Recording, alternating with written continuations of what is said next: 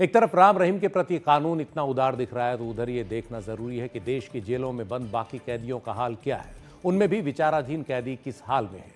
NCRB की report prison statistics India 2022 के मुताबिक 31 दिसंबर 2022 तक भारतीय जेलों में 5,73,220 कैदी बंद थे, जिनमें से 3/4 से ज्यादा यानी 75.8% कैदी विचाराधीन थे। यह संख्या 4,34,302 हो जाती है। ये वो लोग हैं जिनके खिलाफ केस अभी अदालतों में चल ही रहे हैं, उन्हें सजा नहीं हुई है, और ये इसका मतलब ये है कि इनमें से कई कैदी अदालती कार्रवाई के बाद रिहा भी हो सकते हैं, दोषमुक्त भी हो सकते हैं, लेकिन वो जेलों में बंद हैं। जेलों में बंद 23,772 महिलाओं में से 76.33% यानी 18,146 कैदी विचाराधीन हैं। ये महिला कैदी हैं। हालांकि इस रिपोर्ट में ये नहीं बताया गया कि कितने कैदी पहली बार अपराध के आरोपी हैं।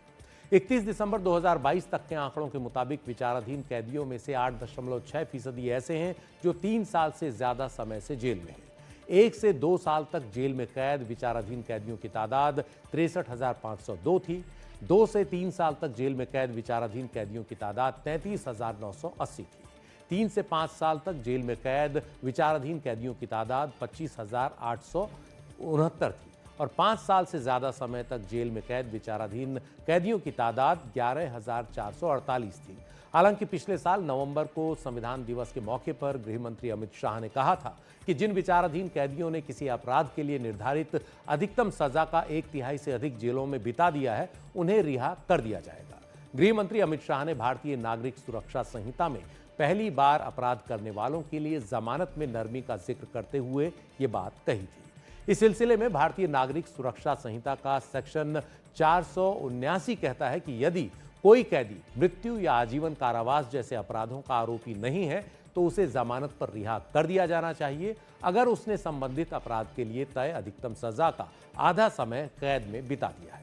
भारतीय न्याय सुरक्षा संहिता से पहले सीआरपीसी के सेक्शन 463A में भी ये प्रावधान था, लेकिन भारतीय न्याय सुरक्षा संहिता ने इसमें और नरमी बरतते हुए पहली बार अपराध के आरोपियों को जमानत पर छोड़ने का प्रावधान किया है, अगर उन्होंने संबंधित अपराध के तहत होने वाली अधिकतम सजा का 1/3 जेल में बिता दिया है। लेकिन इस प्रावधान में यह स्पष्ट किया गया है कि किसी आरोपी को तब कोर्ट द्वारा जमानत पर रिहा नहीं किया जाना चाहिए जब उसके खिलाफ किसी और मुकदमे या मुकदमों में जांच लंबित हो या मुकदमा चल रहा हो।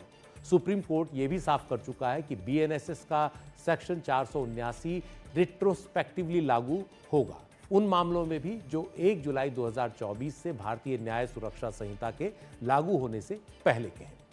खास बात यह है कि बीएनएसएस का भारतीय नागरिक सुरक्षा संहिता का सेक्शन 479 जेल अधीक्षक का यह कर्तव्य भी तय करता है कि वो किसी व्यक्ति द्वारा अधिकतम सजा का आधा या 1/3 पूरा होने पर कोर्ट को यह याचिका भेजे कि उस व्यक्ति को जमानत पर रिहा कर दिया जाए।